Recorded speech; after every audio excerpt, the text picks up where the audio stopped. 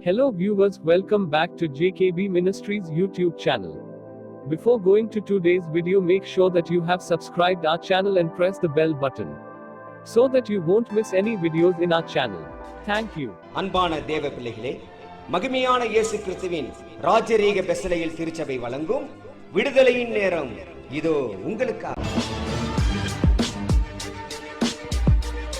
பிரியமான தேவனுடைய பிள்ளைகளே, ஆண்டவராகிய இயேசு கிறிஸ்துவின் ஈடு இணை இல்லாத ஒப்பற்ற திருநாமத்திலே உங்களை யாவரையும் நான் வாழ்த்துகிறேன். இந்த நாளிலும் கூட ஒரு மேன்மையான தேவ செய்தி, உன்னதத்திலிருந்து வருகிறதான வார்த்தை நம்மை பலப்படுத்துகிற வார்த்தையா இருக்கிறது. ஆகவே இந்த அருமையான வேளையில ஒரு மேன்மையான அற்புதமான செய்தியை நாம் கேட்க போகிறோம். அந்த செய்தியின் தலைப்பாக பார்க்கும்போது, தேவனும் ஆட்டுக்குட்டியானவருமாய் இருக்கிற சிங்காசனத்திலிருந்து நமக்கு திவ்யமான வார்த்தை உபதேசம் வருகிறது. இந்த தலைப்பு என்னன்னா, அற்புதமான பாத்திரத்தின் படைப்பு. அற்புதமான பாத்திரத்தின் படைப்பு என்கிறதான ஒரு நல்ல ஒரு தேவ செய்தியை நாம் கேட்க போகிறோம். இது நமக்கெல்லாம் பிரயோஜனமுள்ள தேவ செய்தியா இருக்கிறபடியினாலே நம்மையும் கனத்துக்குரிய பாத்திரங்களாக மாற்றுவதற்கு ஏதுவான ஒரு நல்ல செய்தியாய் இருக்கிறது. பிரியமானவர்களே, நாம் இந்த பூமியில அற்பமாக எண்ணப்படுகிறோம். நம்ம ஆண்டவருடைய பிள்ளைகள் என்று சொல்லி எல்லா இடங்களிலும் கனம் கிடைக்காது. ஆகவே எல்லா இடங்களிலும் கனத்தையும் எதிர்பார்க்க முடியாது. கர்த்தருடைய சமூகத்திலே மாத்திரமே நாம் உன்னதமானவரால் கனத்துக்குரியவர்களாய் இருக்கிறோமே தவிர, மற்றவர்களிடத்திலே போகும்போது இவ்விதமாக சில நேரங்களிலே கனவீனப்படுத்தப்படுகிறோம். சில வேளைகளில நாம் அவமானப்படுத்தப்படுகிறோம். சில வேளையில நாம் துக்கத்தோடு கூட வெளியே வந்திருக்க வேண்டிய சூழ்நிலையா இருக்கிறது. ஆகவே இந்த நல்ல அருமையான செய்தியின் வாயிலாக நாம் ஆண்டவருடைய சமூகத்தில் இருக்கிறதான காரியம்தான் மிக மிக முக்கியமான காரியம். ஆகவே மனுஷன் நம்மை துச்சமாய் நினைத்தால் என்ன, நினைக்காவிட்டால் என்ன, தேவன் நம்மை வைத்திருக்கிறார் அல்லவா, அதை நினைத்து நாம் உன்னதமானவருக்கு நன்றி செலுத்த வேண்டும். பிரியமானவர்களே, வேதத்தில் எழுதியிருக்கிறபடி ஒவ்வொரு மனிதனும் ஒவ்வொரு பாத்திரத்தின் படைப்பாக இருக்கிறான். ஆகவே பெரிய பணக்காரனா இருந்தாலும் சரி, அவன் ஏழையானவனாக இருந்தாலும் சரி, ஆண்டவருடைய கரத்திலே உருவாக்கப்பட்டதான மனித உருவம் ஆச்சுங்களா. இது மனிதன் என்று சொன்னாலே அவன் ஐயோ நான் மாடா மாளிகையில் இருக்கிறேன், எனக்கும் இதோ தாழ்ந்த காரியங்களுக்கும் சம்பந்தம் இல்லை அப்படின்னு சொல்ல முடியாது. ஆகவே மனிதன் எவ்விதமாக உருவாக்கப்பட்டான்? அவன் ஐஸ்வர்யமானால இருந்தாலும், அவன் ராஜாவாக இருந்தாலும், அவன் பிரபுக்களாக இருந்தாலும், ஞானியாக இருந்தாலும், முதலாவது உருவாக்கப்பட்ட நிலை என்ன தெரியுமா? மண்ணுதான். ஆகவே அந்த தேவன் மண்ணிலிருந்து தான் மனிதனை உருவாக்குகிறார் என்று பார்க்கிறோம். ஆகவேதான் நாம் மண் என்று நினைவு கூற வேண்டுமாம். இதைதான் சங்கீதம் 10வது சங்கீதம் 18வது வசனத்தை வாசித்து பாருங்கள். மண்ணான மனுஷன் இனி பலவந்தம் செய்ய தொடராதபடிக்கு தேவனின் திக்கற்ற பிள்ளைகளுக்கும் ஒடுக்கப்படுவதற்கும் நீதி செய்ய உங்கள் செவிகளை சாய்த்து கேட்டருள்வீர். பாத்தீங்களா, மண்ணான மனிதன் என்று எழுதப்பட்டிருக்கிறது. ஆகவே மண்ணான மனிதன் நானும் சரி, நீங்களும் சரி, ஏன் உலகம் முழுவதும் சரி, ஆரம்ப காலத்திலே மனிதனை உருவாக்கும் போது ஆண்டவர் மண்ணிலிருந்து தான் உருவாக்கினார் என்பதான வேத வசனங்களை பார்க்கிறோம். எப்படின்னா, ஒரு குயவன் கையிலே களிமண் இருக்குமா போல கர்த்தர் கரத்திலே நாம் இருந்தோம். நம்மை ஒவ்வொருவரையும் ஆண்டவர் களிமண் பாத்திரமாகவே அவர் உருவாக்கினார் என்று வேதம் சொல்கிறது. இதைதான் எரேமியாவின் புஸ்தகம் 18வது அதிகாரம் 6வது வசனத்தை வாசித்து பாருங்கள். இஸ்ரவேல் குடும்பத்தாரே, இந்த குயவன் செய்தது போல நான் உங்களுக்கு செய்யக்கூடாது என்று கர்த்தர் சொல்லுகிறார். இதோ இஸ்ரவேல் வீட்டாரே, களிமண் குயவன் கையில் இருக்கிறது போல நீங்கள் என் கையில் இருக்கிறீர்கள். பாத்தீங்களா, ஆண்டவர் சொல்லுகிறார், நீங்கள் என் கையிலே இருக்கிறீர்கள். களிமண்ணை எடுத்து தேவன் வணைந்தாலும் கூட வினோத விசித்திரமாய் ஆண்டவர் கனத்துக்குரிய பாத்திரமாக அவர் உருவாக்கி இருக்கிறார் என்பதுதான் உண்மை. ஆகவே பாத்திரங்களிலே பல வகையான பாத்திரங்கள் உண்டு. குறிப்பாக சொல்ல போனால் 7 விதமான பாத்திரங்கள் உண்டு. அதிலே ஒரு பாத்திரம் மண்ணான களிமண்ணின் பாத்திரம் ஒன்று. இரண்டாவது பாத்திரம் வெண்கலமான பாத்திரம். மூன்றாவது பாத்திரம் பொன் பாத்திரம். நான்காவது பாத்திரம் வெள்ளி. ஐந்தாவது பாத்திரம் இரும்பு. ஆறாவது பாத்திரம் அலுமினியம். ஏழாவது பாத்திரம் தோல் பாத்திரம் என்று சொல்லி 7 விதமான பாத்திரங்கள் உண்டு. மறுபடியும் சொல்லுகிறேன். களிமண் ஒரு பாத்திரம், வெண்கலம் ஒரு பாத்திரம், பொன் ஒரு பாத்திரம், வெள்ளி ஒரு பாத்திரம், இரும்பு ஒரு பாத்திரம், அலுமினியம் ஒரு பாத்திரம், பரிபூரணமான தோல் பாத்திரம் என்று சொல்லப்படுகிறது. இது ஒவ்வொரு வகையில ஒவ்வொரு இயற்கை சூழ்நிலையில பயன்படுத்தக்கூடிய பாத்திரங்களாய் அமைக்கப்பட்டிருக்கிறது என்பதாக பார்க்கிறோம். ஆகவேதான் 2 தீமோத்தேயுவின் புஸ்தகம் 2வது அதிகாரம் 20வது வசனத்தை வாசியுங்கள்.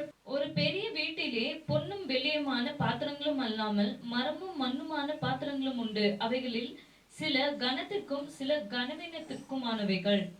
இந்த பாத்திரங்களிலே கனமான பாத்திரமும் உண்டு, கனவீனமான பாத்திரமும் உண்டு. அப்போ பாத்தீங்கன்னா கனவீனமான பாத்திரம் கனத்துக்கும், கனமுள்ள பாத்திரம் கனவீனத்திற்கும் மாறப்படுகிறதும் உண்டு.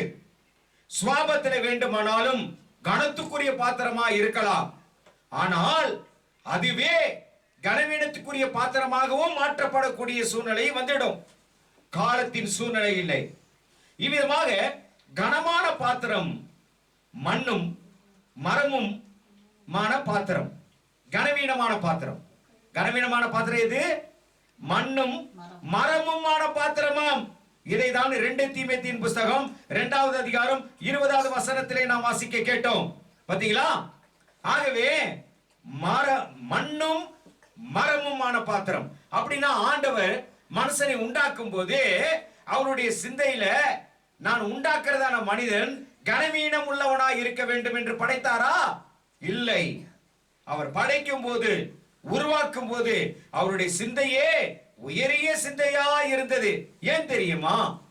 பெரிய பெரிய புதையல் எல்லாம் கூட அந்த காலத்துல அவைகளெல்லாம் பத்திரப்படுத்தி வைக்கணும்னு சொன்னா, அதே நேரத்துல சில நேரங்களில சூழ்நிலையில ரொம்ப ஹாட்டா இருக்கும் கிளைமேட். அந்த ஹாட்டா இருக்கிறதான கிளைமேட்ல நம்ம எல்லாம் தேடி போய் என்னன்னா மண் பாத்திரத்துக்குள்ள இருக்கிறத மோர் எடுத்து குடிக்கிறது இல்லையா? அப்ப அது சில்லுன்னு இருந்தா உடம்புக்கு நல்லது. பாத்தீங்களா எவ்வளவு பெரிய விஷயம்? அது கனவீனத்துக்குரிய பாத்திரமா இருந்தாலும் கனத்துக்குரிய காரியத்தை கொடுக்குதான். பாருங்க, பெரிய பெரிய பொன் வெள்ளி இவைகள் எல்லாம் இதோ புதையலாய் அங்கே வைக்கும் போது மண் பாத்திரத்துக்குள்ளார போட்டுதான் அதை புதையல் பண்ணி அந்த காலத்துல வைப்பாங்க.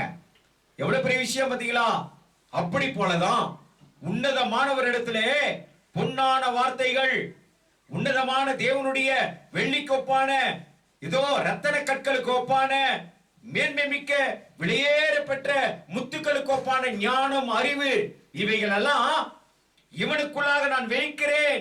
ஆகவே இவன் பார்ப்பதற்கு மண்ணான பாத்திரம், இவன் பார்ப்பதற்கு கனவீனனா இருந்தாலும் இவனுக்குள்ளாக இருக்கிறது கனத்துக்குரியதாய் இருக்க வேண்டும் என்று சொல்லி அப்படிப்பட்டதான ஒரு மேன்மை நிறைந்த எண்ணத்தோடு கூட தான் மனிதனை உருவாக்கினார் தேவன். பாத்தீங்களா? மனிதனை உருவாக்கும் போது பார்ப்பதற்கு சாதாரணமானவன் தான், மண்ணானவன் தான். ஆனால் அவனுடைய தன்மைகள் எப்படி இருக்க வேண்டும்? குறிப்பாக 3 விதமான தன்மைகள்.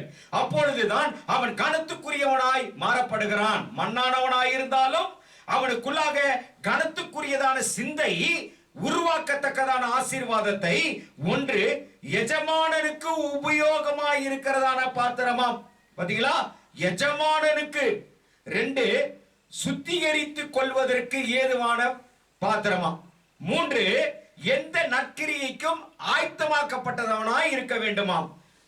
பாத்தீங்களா? 2 தீமோத்தேயுவின் புஸ்தகம் 2வது அதிகாரம் 21வது வசனம் வாசித்து பாருங்கள். ஆகையால் ஒருவன் இவைகளை விட்டு தன்னை சுத்திகரித்துக் கொண்டால் அவன் பரிசுத்தமாக்கப்படுவதும் எஜமானுக்கு உபயோகமானதும் எந்த நற்கிரியைக்கும் ஆயத்தமாக்கப்படுதுமான கனத்துக்குரிய பாத்திரமா இருப்பான். பாத்தீங்களா? இப்பொழுது கனவீனன், அதாவது வெறும் மண்ணான பாத்திரமாய் இருக்கிறதான நானும் நீங்களும் இப்பொழுது கனத்துக்குரிய பாத்திரமாய் மாறுகிறோமாம். எவ்வளவு விஷயம் பாத்தீங்களா? ஆண்டவர் எப்படிப்பட்ட காரியம்! ஆகவே கனவீனத்தில் இருந்து ஒரு கணத்தை ஆண்டவர் கொடுக்கிறார். ஆகவே நீங்களும் நானும் சாதாரணமானவர்கள் அல்ல. எப்படிப்பட்ட காரியம் பாத்தீங்களா? ஆகவே இந்த 3 தன்மைகளையும் கொண்டவர்களாக, வெளியேற பெற்றவர்களாக நாம் இருக்க வேண்டும். ஆகவேதான் நமக்குள்ளாக பொன் வந்துருது, தங்கம் வந்துருது. தங்கம்ன்றது எதுக்குங்க அடையாளம்? எழுதி வச்சுக்கோங்க. நம்ம போட்டிருக்கோம் இல்லைங்களா தங்கம், அந்த தங்கம் எல்லாம் எதுக்கு அடையாளம் தெரியுமா? ஆண்டவருடைய சுத்திகரிப்புக்கு அடையாளம். என்னவா? தேவாதி தேவனுடைய சமூகத்திலே எங்களுடைய விசுவாசம் சுத்திகரிப்புக்கு ஏதுவான விசுவாசம், புடமிடப்பட்டதான காரியம். தங்கத்தை புடமிடும் போது அது சுத்த பொன்னாக விளங்குகிறது. பாத்தீங்களா? மண் குகையிலே இவ்விதமாக சுத்திகரிக்கப்படும் போது இவ்விதமாக அது சுத்த பொன்னாக, பத்திரமாத்து தங்கமாக மாறுகிறதாம். எண்ணங்கள், நினைவுகள், இவைகளெல்லாம் ஆண்டவருடைய கற்பனைகள். இவைகளெல்லாம் நம்முடைய உள்ளுக்குள்ளார இருக்கும்போது நல்ல சுத்தத்திற்கு ஒப்பானதா இருக்கிறது. அடுத்தது வெள்ளி. வெள்ளினாலே வெளியேற பெற்றதான் இல்லைங்களா? ஆகவே வெள்ளிக்கு ஒப்பானது எது தெரியுமா? நமக்குள்ளாக விசுவாசம். அந்த விசுவாசமானது இதோ வெள்ளிக்கு ஒப்பாக இருந்து 7 முறை அது புடமிடப்பட்டால் சுத்தமான வெள்ளியாய் மாறுகிறது. அந்த சுத்தமான வெள்ளியாய் மாறும்போது அதில் இருக்கிற களிம்புகள் எல்லாம் நீக்கப்படும் போது நல்ல விசுவாசத்தோடு கூட நிலைத்து காணப்படத்தக்கதான காரியமாய் இருக்கிறதாம். எந்த நற்கிரியைக்கும் ஆயத்தமாக்கப்பட்டதான காரியமாய் இருக்கிறது. பாத்தீங்களா? இப்போ நமக்குள்ளாக இந்த சத்துவம் எல்லாம் வந்துருச்சு. இப்ப நாமும் யாரும் படைப்பாளிக்கு இதோ படைக்கப்பட்ட பாத்திரம் இப்பொழுது படைப்பாளிகளை உருவாக்குகிறது. எப்படிப்பட்ட ஒரு காரியம் பாருங்க. படைப்பாளி தேவன், அவர் நம்மை படைத்து விட்டார். இப்பொழுது நம்ம என்ன செய்யணும்? நாமும் வெளியேறப்பட்ட காரியங்களை உருவாக்க வேண்டும். இதுதான் தேவன் விரும்புகிறவராய் இருக்கிறார். ஆச்சுங்களா? ஆகவே முதலாவது நம்மை உருவாக்கி விட்டார்.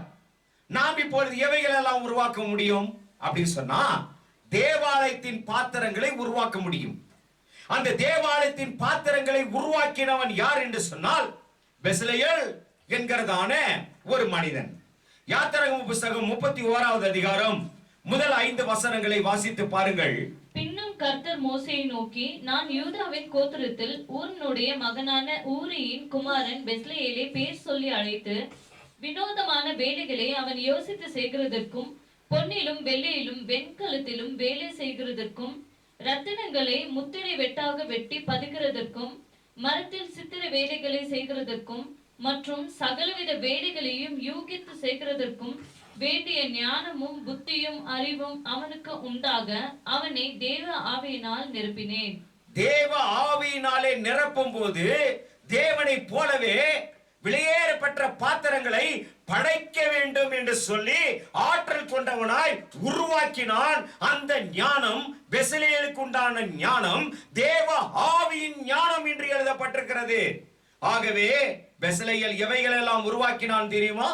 2 நாளாகம புத்தகம் 1வது அதிகாரம் 5வது வசனத்திலே பலிபீடத்தை கட்டினான். உடன்படிக்கை பெட்டியை செய்தான். யாத்திராகம புத்தகம் 39:1 அதே போல மேசைகள், குத்தி விளக்குகள், கத்திரி, தூப பீடம், அதோடு மாத்திரமல்ல தொட்டிகள்,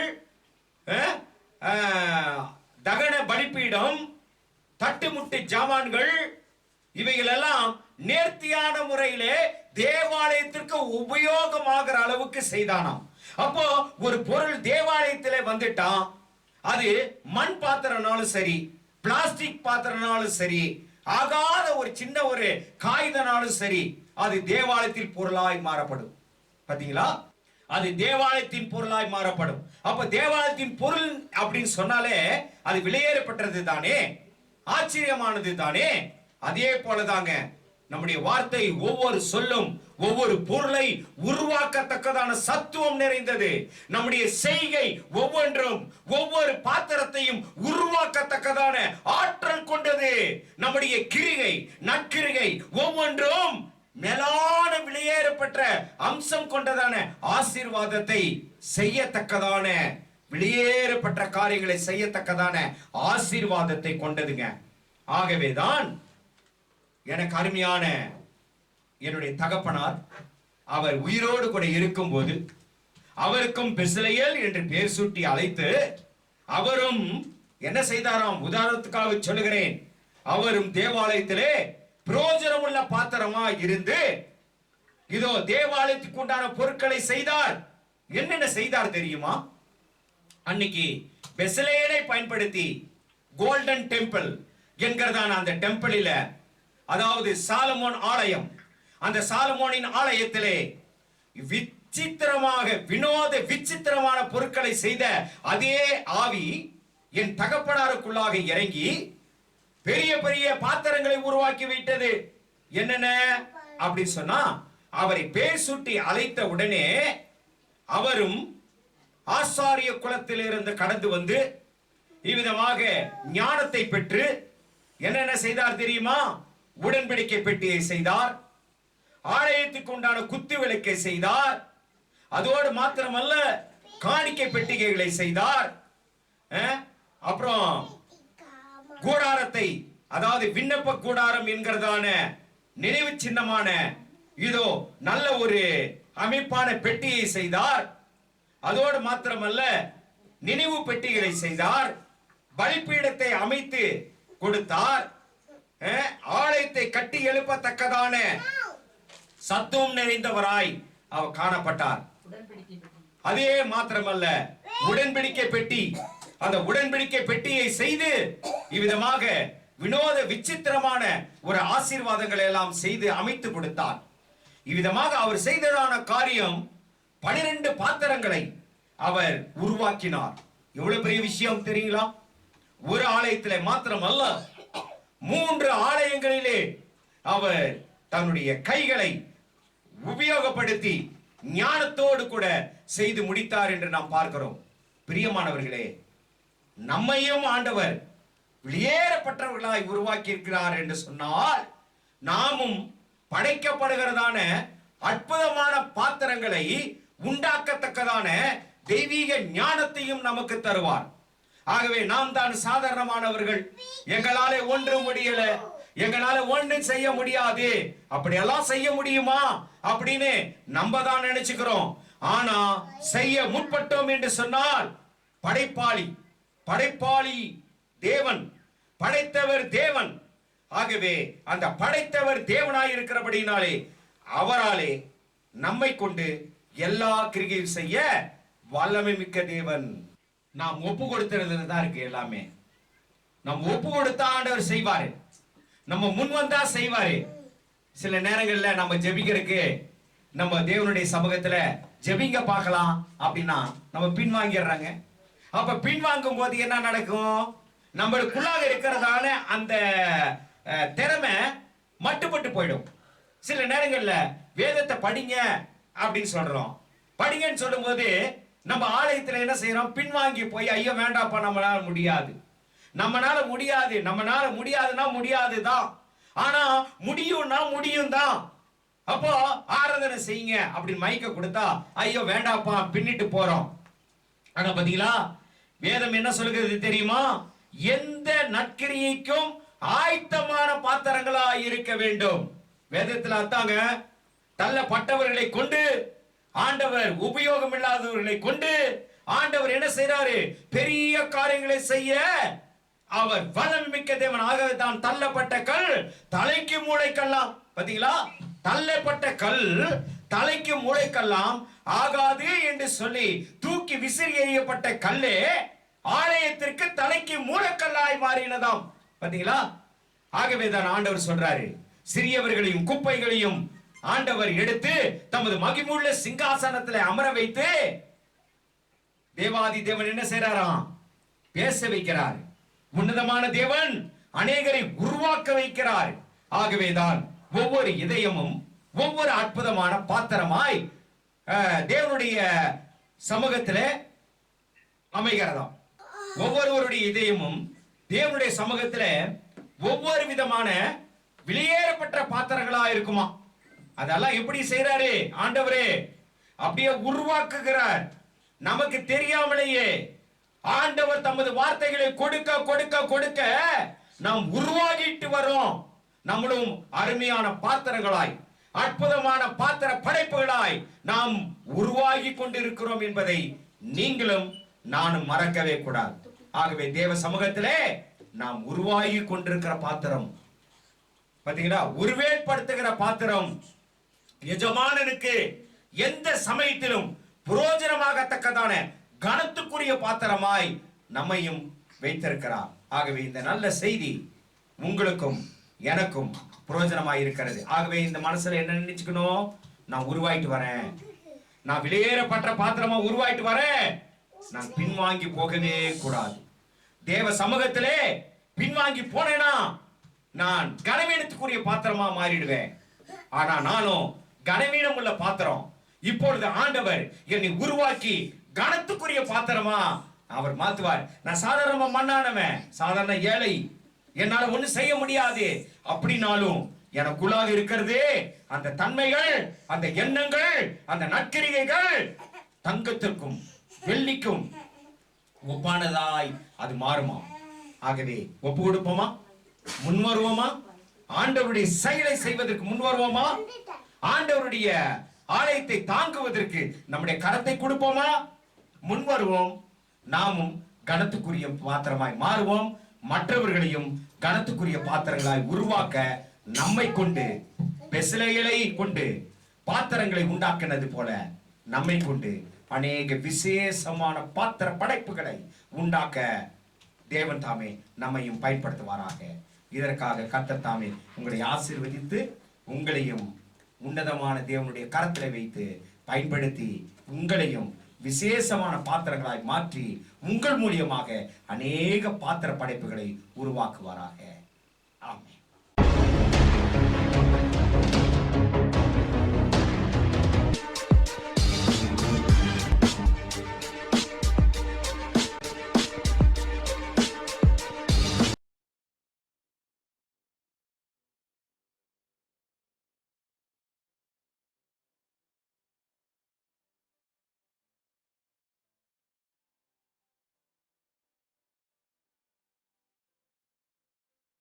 பிரியமான தேவ பிள்ளைகளே, இப்பொழுது கேட்டதான விடுதலையின் நற்செய்தி உங்களுக்கு அதிக பிரயோஜனமாக இருந்தது என விசுவாசிக்கிறோம். இந்த தேவ ஊழியம் அநேக நெருக்கங்களின் மத்தியில் நடந்து கொண்டிருப்பதால் இந்த டிவி ஊழியத்தை ஜெபத்தாலும் உங்கள் கையின் பிரயாசத்தாலும் தாங்கி தேவ ஆசீர்வாதம் பெறுங்கள். உங்கள் ஜெப தேவைக்கு தொடர்பு கொள்ள வேண்டிய முகவரி: மகிமையான இயேசு கிறிஸ்துவின் ராஜரீக ஊழியம், ரெவரண்ட் கேபார் ராஜ், எல்என் காட்டேஜ், ஆஸ்பத்திரி ரோட், உதகை. கைபேசி எண் 9435234477 மற்றும் 78717177